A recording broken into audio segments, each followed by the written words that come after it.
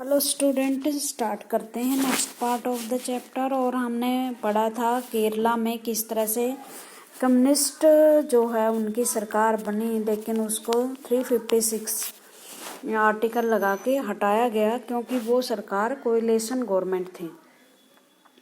अब ये major opposition पार्टियां हैं भारत की। ये बात नहीं है कि भारत में ओपोजिशन पार्टियां नहीं थी उस टाइम, ओपोजिशन पार्टियां थी और बहुत अच्छे लीडर भी थे उनमें, लेकिन वो एक ताकत क्यों नहीं बन पाई एक ओपोजिशन के रूप में, क्योंकि वो बिखरी हुई थी आपस में। और उन्होंने कभी ये नहीं था कि एक मिलकर कांग्रेस का एक मजबूत टक्कर दी जाए जो भारत की डेमोक्रेसी के लिए सही साबित हो। सोशलिस्ट पार्टी के बारे में पढ़ते हैं। The socialist believe the ideology. Socialist party जो है वो बिलीव करती है ऑफ डेमोक्रेटिक सोशलिज्म। देखो, मैंने बताया था कि सोशलिज्म जो है हर देश में एक अलग अलग विचार रखता है। सोशलिज्म के बारे में कहा जाता है ये एक ऐसी कैप है जो सिर के साइज के अनुसार हो जाती है। मतलब जिस देश की जैसी भी स्थिति होती है सोशलिज्म वैसा ही रूप धारण कर लेता है। तो रशिया जैसे देशों में सोशलिज्म एक अलग तरह का है। चीन में सोशलिज्म कम्युनिस्ट टाइप का है, बहुत ही हार्ड है, जो कोई किसी तरह के अधिकार लोगों को नहीं देता। लेकिन हमारे देश में डेमोक्रेटिक सोशलिज्म है, और ये समझना आपको जरूरी है कि डेमोक्रेटिक सोशलिज्म होता क्या है। देखो, डेमोक्रेटिक सोशलिज्म में अमीरी गरीब का भेदभाव खत्म करने की कोशिश की जाती है, बट वो स्लो प्रोसेस से और कॉन्स्टिट्यूशन के अंडर रह के, मतलब कॉन्स्टिट्यूशन तरीके से आपको इजाज़त मिलती है कि आप देश में अमीरी गरीबी का भेदभाव ख़त्म कीजिए, जो गैप है बिटवीन रिच एंड पुअर उसको ख़त्म कीजिए। बट उसके लिए आप कोई ब्लडी तरीके नहीं अपना सकते, खूनी तरीके नहीं अपना सकते।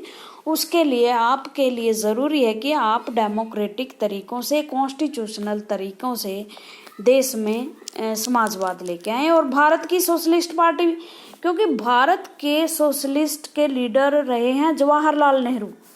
सबसे पहले कांग्रेस जो है, कांग्रेस के अंडर ही समाजवादी पार्टी बनी। ये तो 1948 में कांग्रेस से अलग हुई, और 1955 में जब अवाड़ी सम्मेलन था 1955 में कांग्रेस ने सोशलिज्म का पैटर्न अपना लिया, तो ये इस पार्टी की थोड़ी महत्ता कम हो गई।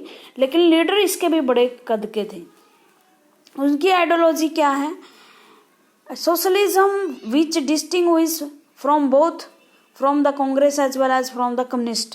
कांग्रेस से भी अलग है। कांग्रेस क्योंकि प्राइवेटाइजेशन को महत्व देती थी, या हर तबके को साथ लेकर चलने वाली थी, मतलब ऐसे तरीके जो सोशलिस्ट व्यक्तियों को पसंद नहीं थे।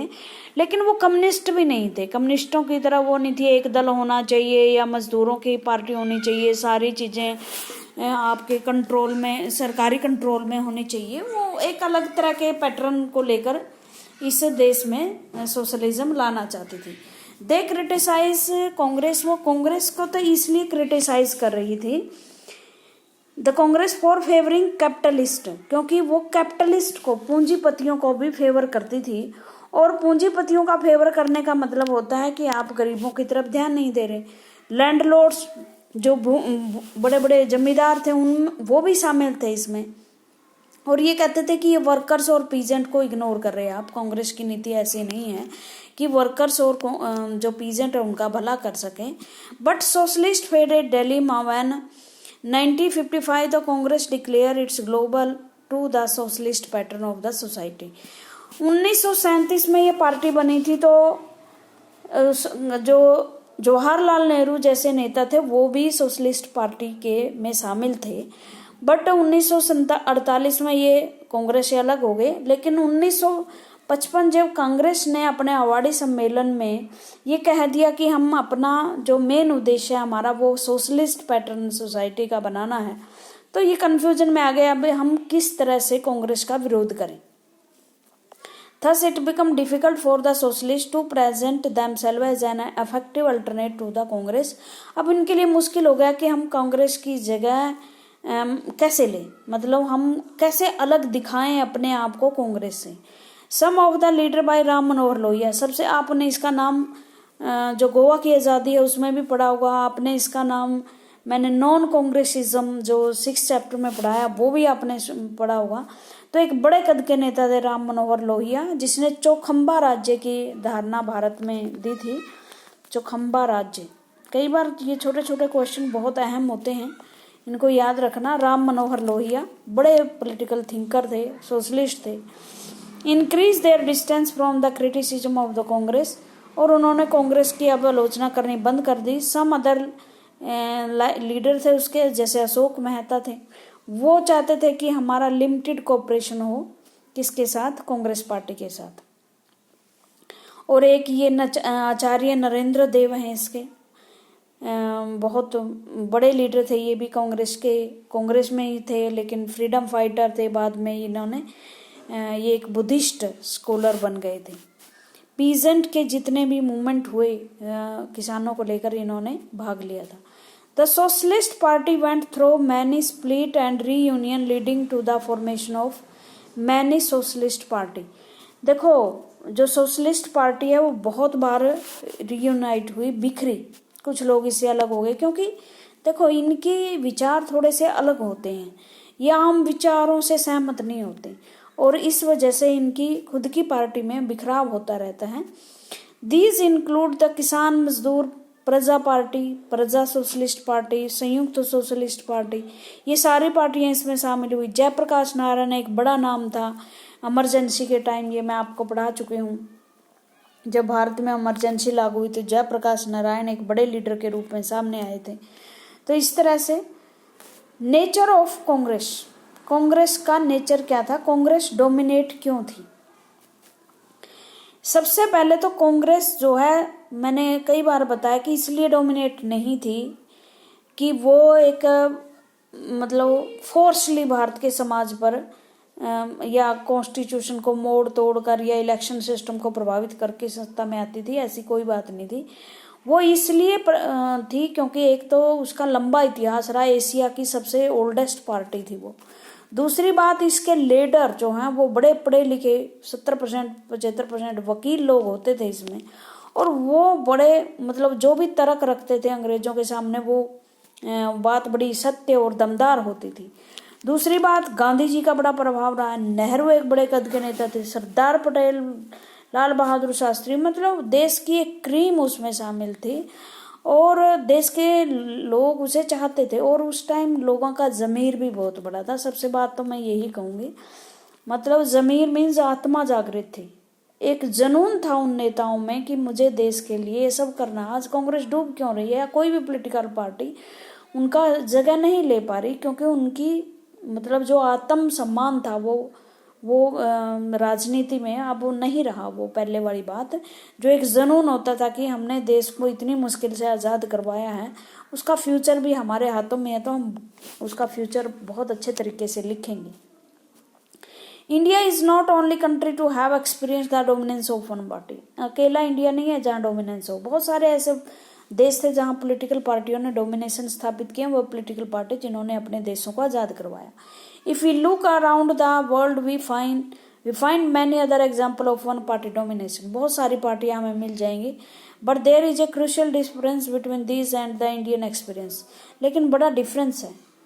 बहुत सारी पॉलिटिकल पार्टियां जिसके उदाहरण मैंने दिए हैं, जैसे जमैका में, घाना में, मैक्सिको में, ऐसी पार्टियां थी जिन्होंने गलत तरीके अपना कर वो सत्ता में बैठी रही, और एक दिन ऐसा आया कि देश के लोगों ने ही उन्हें अपने देश से चलता किया, उखाड़ फेंका। इंडियन एक्सपीरियंस अलग है और जब बारी आई कांग्रेस की सत्ता की छोड़ने की, उन्होंने आराम से अपनी सत्ता छोड़ दी, और डेमोक्रेटिक तरीके से हमारे यहाँ बड़ी बदलियाँ हुई हैं। ऐसी बात नहीं है कि कांग्रेस ही चलती रही। बीच में जो है 1977 में जब जनता ने मैंडेट नहीं दिया इसके खिलाफ, कांग्रेस के लिए मैंडेट नहीं दिया, तो कांग्रेस ने आसानी से अपनी सत्ता छोड़ दी, वो चिपके नहीं रही। In the rest of the cases the dominance of one party was insured by compromising democracy. दूसरे देशों में क्या रहा, उन्होंने डेमोक्रेसी को कॉम्प्रोमाइज किया, मतलब डेमोक्रेसी को दांव पे लगा दिया। In some countries like China, Cuba, Syria, in the constitution permit only one single party rule in the country. कुछ कंट्री तो ऐसे ही हैं जिसमें दूसरी पार्टी अलाउड ही नहीं है, एक ही पार्टी है। जैसे चाइना में अभी तक एक पार्टी है, रशिया में पार्टियां अलाउड कर दी हैं लेकिन वहाँ एक ही पार्टी है। 24-25 साल से वहाँ व्लादिमीर पुतिन ही राष्ट्रपति बनते आ रहे हैं, उन्हीं की पार्टी जीत रही है। सम अदर जैसे पॉलिटिकल पार्टी दूसरी, Myanmar, Belarus, Egypt and Syria are effectively one party states due to the legal and military major. कुछ ऐसे थे जिन्होंने अपने देश की जो लोकतांत्रिक सरकारें थे उनको हटा करके मिलिट्री शासन स्थापित कर लिया, वो भी लंबे लंबे समय तक चलती रही। जैसे बर्मा जो म्यांमार कहलाते हैं, जो आंग सान सू की पार्टी थी नेशनल लीग, उसको हटाकर वहाँ थान सवे का शासन चलाया गया।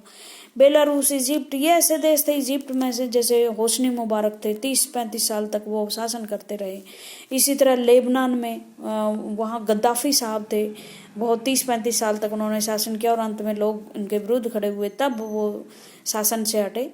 तो लीगल और मिलिट्री मेजर के कारण उन्होंने पार्टी में रहे। Until a few year ago Mexico, south Korea में आप जानते हुए कम्युनिस्ट पार्टी है। मैक्सिको में आप ने सुना होगा कि लंबे समय तक, लगभग मेरे ख्याल से 60 साल के लगभग से वहाँ कम्युनिस्ट पार्टी शासन कर रही है। और अब भी कोई सत्ता, जो उनके लीडर थे, जो अमेरिका के बहुत बड़े दुश्मन थे, मुझे नाम याद नहीं आ रहा अभी, कम्युनिस्ट पार्टी के, उन्होंने सत्ता अपने भाई को ही सौंप दी है। वहाँ अब भी कम्युनिस्टों का शासन चल रहा है। ताइवान में कम्युनिस्ट हैं। Also effectively one party domination state, ये वन डोमिनेट पार्टी हैं। लेकिन हमारे और उसमें फर्क है। भारत में डोमिनेशन किसी अलग तरीके का रहा है। What distinguish the dominance of Congress party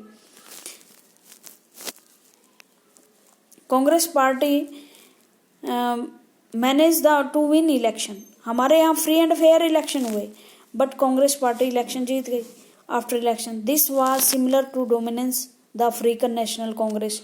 ये इस तरह से जैसे 1994 के बाद वहाँ अफ्रीकन नेशनल कांग्रेस आई अफ्रीका में, साउथ अफ्रीका में। और वो क्योंकि वो अपार्थाइड पॉलिसी के विरुद्ध लड़े थे।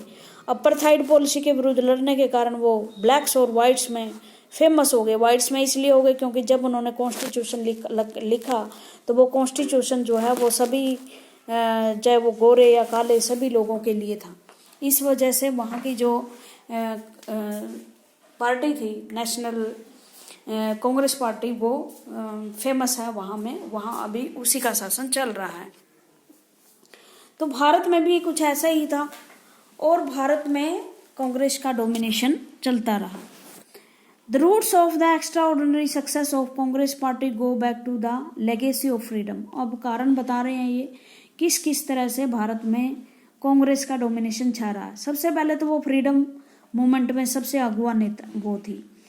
इस मूवमेंट में गांधी जी ने इसका नेतृत्व किया था। 1885 में ये बनी और लगातार इसके प्रयासों से हमें कुछ न कुछ मिलता रहा, सुधार आते रहे। भारत जो ब्रिटिश गवर्नमेंट थी, कांग्रेस के दबाव में आकर जो है भारत में नए नए सुधार लाती रही। Congress was seen as the inheritor of the national movement. Congress को माना जाता है कि ये नेशनल स्वतंत्रता संग्राम की विरासत या अगुआ बने थे। Many leader who were in the forefront of this struggle were now contesting election as the Congress candidate. और उस समय जो जनता में पॉपुलर लीडर थे, नेशनल मूवमेंट चल रहा था, जो अगुआ नेता थे, फोर फ्रंट पे थे स्ट्रगल में, वो कांग्रेस की टिकटों पर इलेक्शन लड़ रहे थे। और जैसे पीछे आपने कार्टून में देखा, ऐसे नेताओं की भरमार थी। मतलब आज तो कांग्रेस एक एक लीडर के लिए तरस रही है और जो अच्छे लीडर हैं वो मतलब उनको किनारे कर दिया जाता है। कांग्रेस को कोई हरा नहीं सकता, कांग्रेस को कांग्रेस हरा रही है। लेकिन उस टाइम कांग्रेस में लीडर की भरमार थी और ये भी नहीं था कि वो स्वार्थी लीडर थे, वो देश का वेलफेयर चाहने वाले लोग थे। The Congress was already a well organized party. और उस टाइम वो बहुत अमीर और वेल ऑर्गेनाइज्ड पार्टी थी। By the time the other party could even think of a strategy. उस टाइम भी उसके पास रणनीति थी, वो देश की जड़ों तक फैली हुई थी। जैसे सोशलिस्ट पार्टी या सीपीआई पार्टी थी या कुछ और क्षेत्रीय पार्टी थी, वो अपने अपने क्षेत्र में या किसी एक नेता पे डिपेंड करती थी, लेकिन इसमें सारे ही नेता थे और ये भारत के गांव-गांव तक, कस्बे कस्बे तक, पहाड़ पर्वतों में के सभी जगह फैली हुई थी।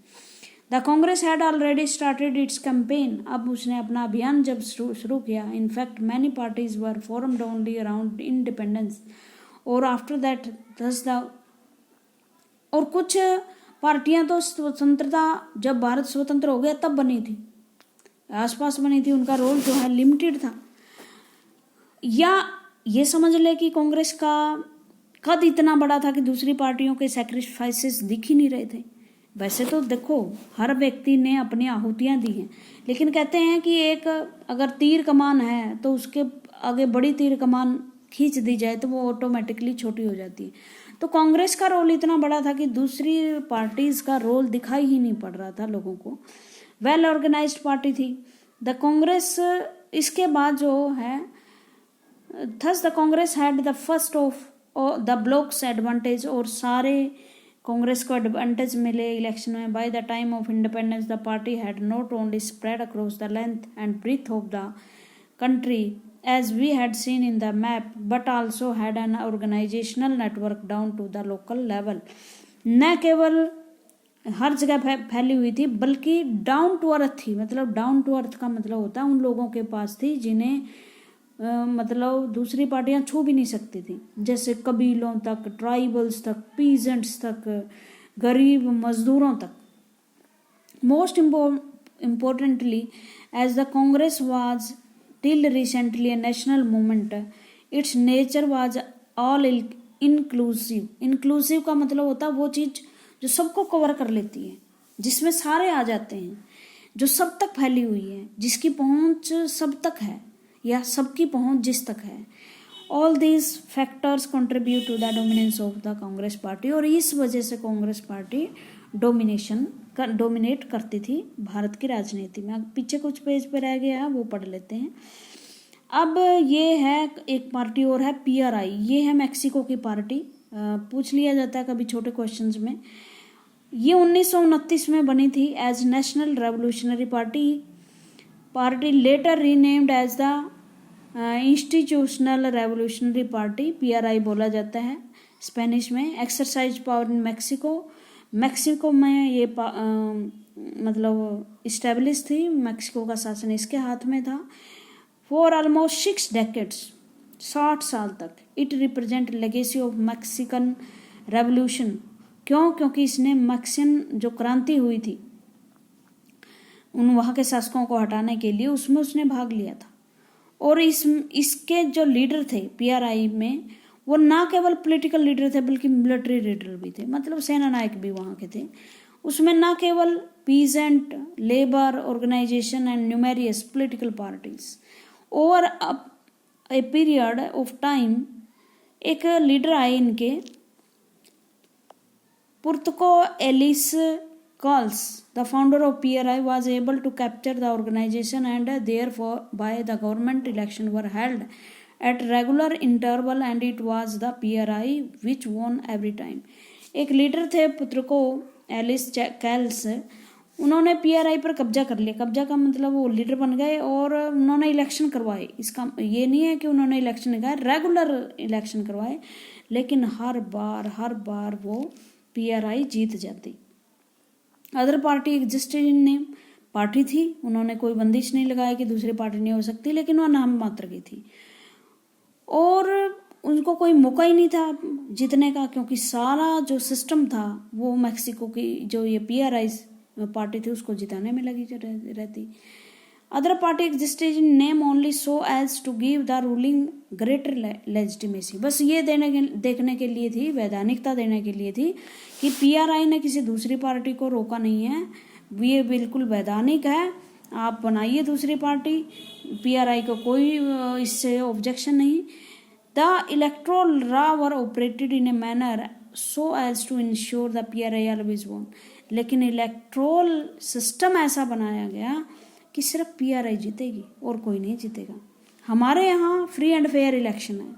फ्री एंड फेयर में मतलब हमारी जो इलेक्शन कमीशन है वो बहुत मजबूत है। हमारे यहाँ कोई सिस्टम किसी गवर्नमेंट या किसी पॉलिटिकल पार्टी ने नहीं बनाया, ये कॉन्स्टिट्यूशन से है। Election were often rigged and manipulated by the ruling party.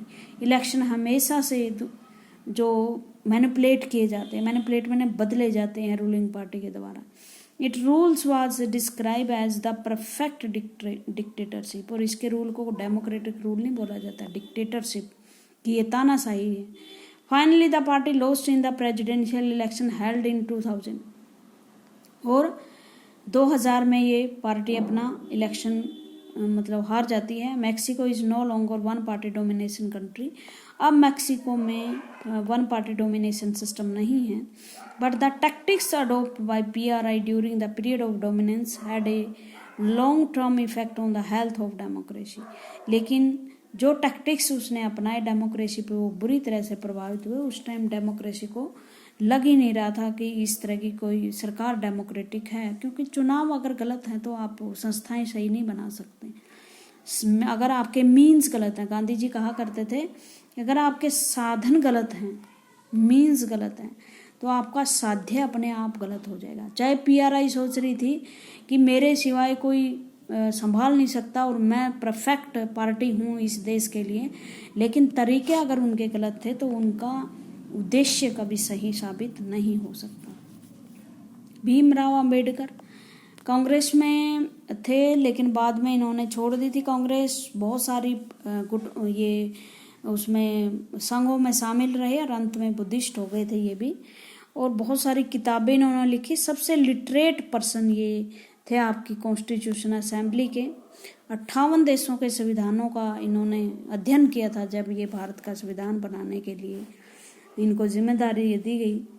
लेकिन बड़ी मुश्किल से ये कॉन्स्टिट्यूशन असेंबली के सदस्य बने। इलेक्शन 2-3 बार लड़े, ये हार गए थे सारे इलेक्शन, और अंत में किसी व्यक्ति ने इनके लिए सीट छोड़ी बम्बई से और वहाँ से ये जीत कर आए।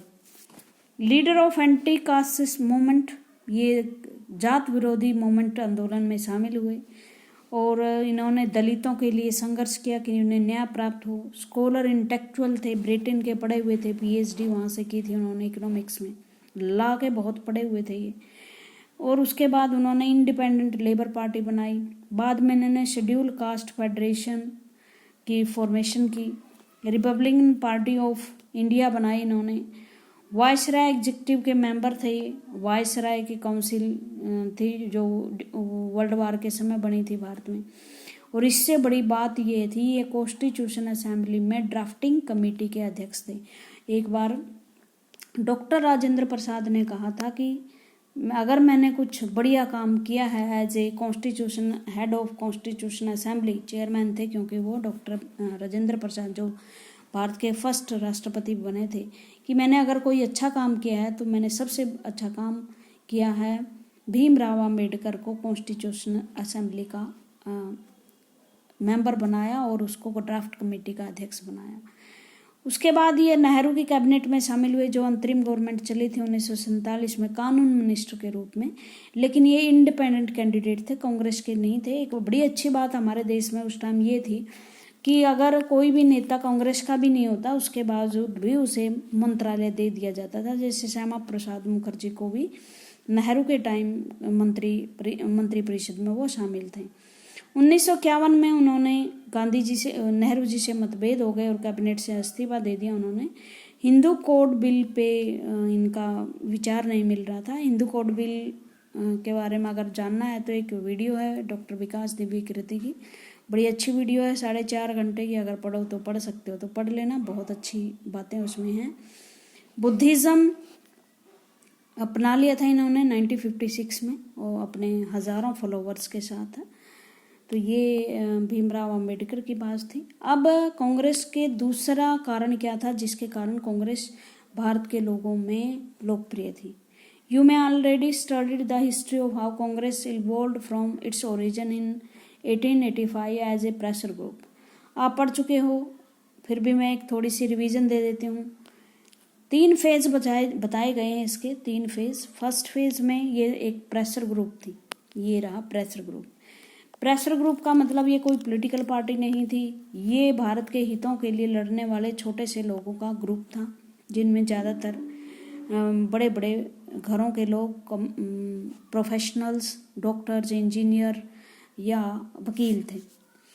उसके बाद 1905 तक इन्होंने ये प्रेशर ग्रुप की भूमिका निभाई और 1905 से लेकर 1916 तक एक उग्रवादी गुट था जो तिलक और विपिन चंद्र पाल, लाला लाजपत राय, लाल बाल पाल कहा जाता है, उन्होंने बहुत अच्छी भूमिका निभाई। उसके बाद 1917 में गांधी जी का आगमन, बल्कि 1919 लगाओ, 1919 में गांधी जी का आगमन हुआ कांग्रेस में और कांग्रेस के वो मेंबर बने और उनके नेतृत्व में पहले असहयोग आंदोलन, सविनय अवज्ञा आंदोलन, भारत छोड़ो आंदोलन इस देश में ये कांग्रेस के द्वारा चलाए गए। तो ये एक नेशनल मूवमेंट बन गया था। नेशनल मूवमेंट की बजाय कांग्रेस बन गई थी मास मूवमेंट, लोगों का आंदोलन।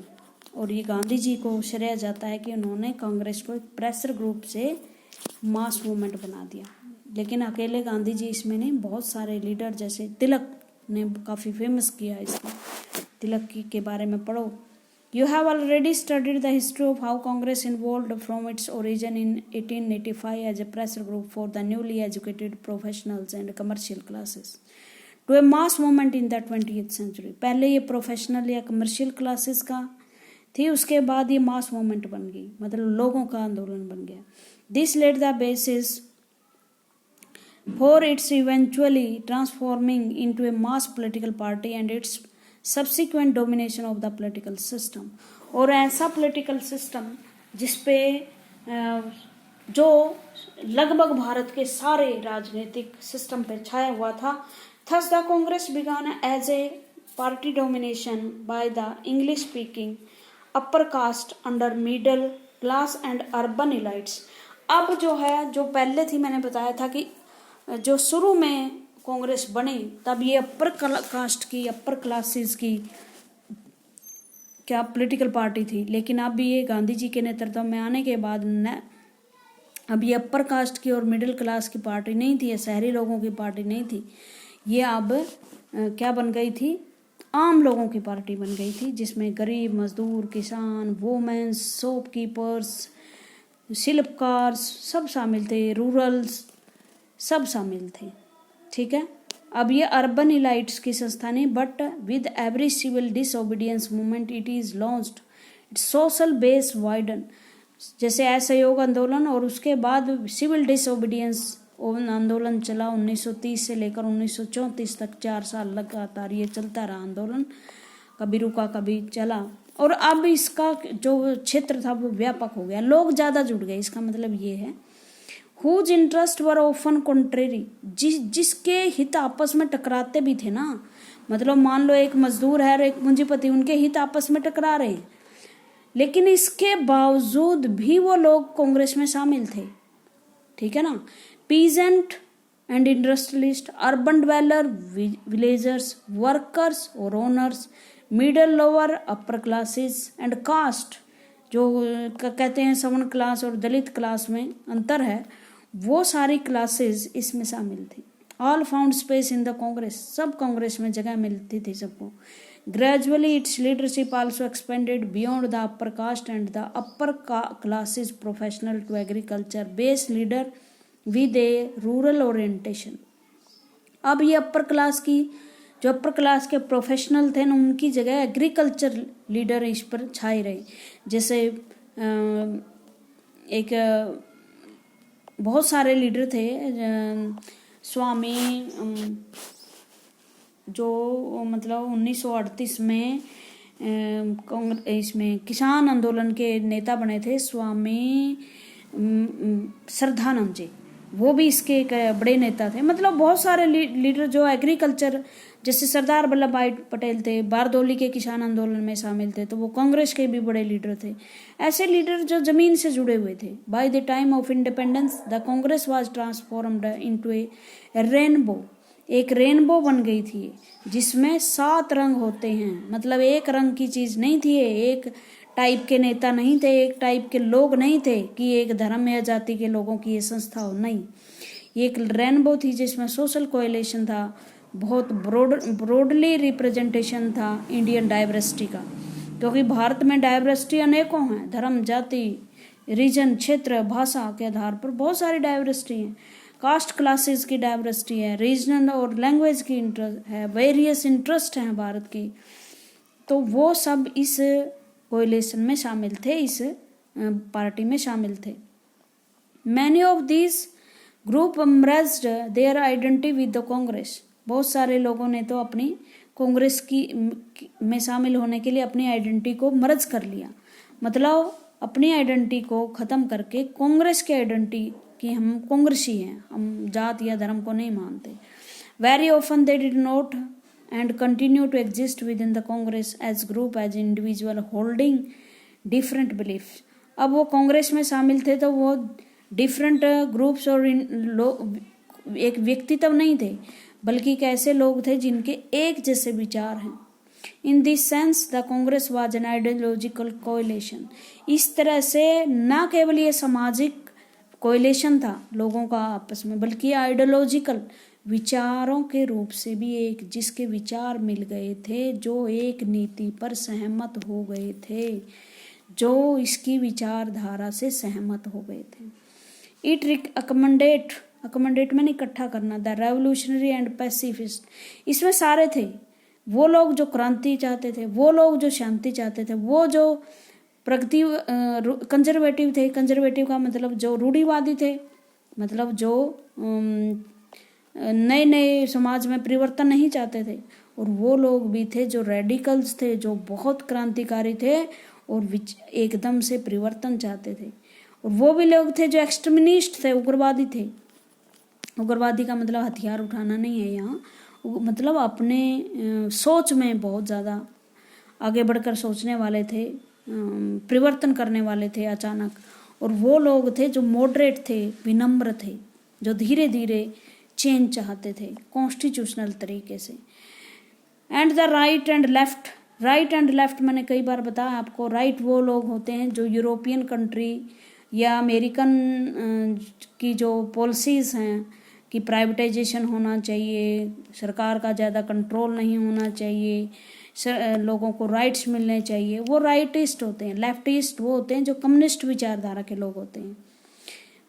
एंड ऑल शेड्स, और सारी तरह की शेड्स इस कांग्रेस में शामिल थी। और इसीलिए तो क्या है, ये एक कांग्रेस एक ऐसा प्लेटफॉर्म था, the Congress was a platform for numerous group, जिसमें बहुत सारे ग्रुप शामिल थे, भिन्न भिन्न हितों वाले लोग शामिल थे, इंटरेस्ट जिसके अलग अलग थे। बहुत सारी पॉलिटिकल पार्टियां इससे निकली हैं, बहुत सारे लीडर्स ने इससे अलग होकर अलग अलग से पार्टी बनाई है। ऐसी पॉलिटिकल पार्टियां जिसने नेशनल मूवमेंट में भाग लिया वो भी इसकी सदस्य बनी। In pre independence day many organisation and party were their own constitution and organisational structure were allowed to exist within the Congress. और बहुत सारी ऐसी पार्टियां थी जिनको परमिशन थी कि आप कांग्रेस में रहिए और अपनी विचारधारा को फॉलो कीजिए। आप अपनी पार्टी अलग भी रख सकते हो, हमारे अंदर भी आ सकते हो आपकी अपनी विचारधारा को। जैसे समाजवादी पार्टी 1937 में ये कांग्रेस के अंडर ही बनी थी, 1948 में समाजवादी अलग हुए कांग्रेस से, ठीक है। अब ये एक पार्टी है communist party of India. Communist party वैसे भारत में मैं बता दूं जो एक्सट्रीम तरह का कम्युनिस्ट है वो भारत में नहीं रहा, फिर भी बहुत सारी ऐसे स्टेट हैं जैसे बंगाल है, बंगाल में, केरल में, पुडुचेरी में, और आपकी कुछ कर्नाटक में भी साम्यवाद का बहुत ज़्यादा प्रभाव रहा है और साम्यवादी सरकारें भी बनी हैं। इतिहास क्या था, रशिया से हमारे बहुत अच्छे से रिलेशन कल्चरल और पॉलिटिकल रहे हैं।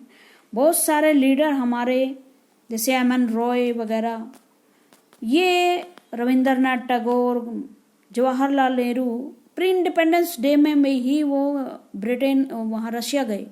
देखा उन्होंने कि किस तरह से रशिया एक बैकवर्ड सा देश था 1904-05 तक और बुरी तरह से हारा था जापान से, आज वो कितनी तरक्की कर रहा है। और वो बड़े मतलब प्रभावित हुए उससे कि इस तरह की गरीबी, बेरोजगारी, भूखमरी और कास्ट सिस्टम, लैंडलॉर्ड्स और पीजेंट के अत्याचार, मतलब लैंडलॉर्ड्स के पीजेंट पे अत्याचार, एक तरफ वो जो बहुत सारी सुख सुविधाओं का प्रयोग करा वो वर्ग, और एक दूसरी तरफ ऐसा वर्ग जो जिसके पास खाने के लिए भी कुछ नहीं है, ऐसे लोगों वाला देश है हमारा भी, ऐसा समाज है हमारा देश भी। और इस समाज को खत्म करने के लिए, अमीरी गरीबी का भेदभाव खत्म करने के लिए भारत के नेताओं ने भी सोचा कि भारत में भी कम्युनिस्टों की तरह शासन होना चाहिए। और एक एम.एन. रॉय थे, वो तो वहाँ कॉमर्टिन के भी सदस्य थे, जो इंटरनेशनल संस्था थी साम्यवाद के लिए, उनके भी सदस्य थे। लेकिन धीरे धीरे उनका मोह भंग हो गया था, क्योंकि मैंने बताया कि कम्युनिस्ट भारत में ओरिजिनल रूप से कभी भी भारत के लोग उसको स्वीकार नहीं कर पाते। आज के लिए इतना ही। Thank you very much.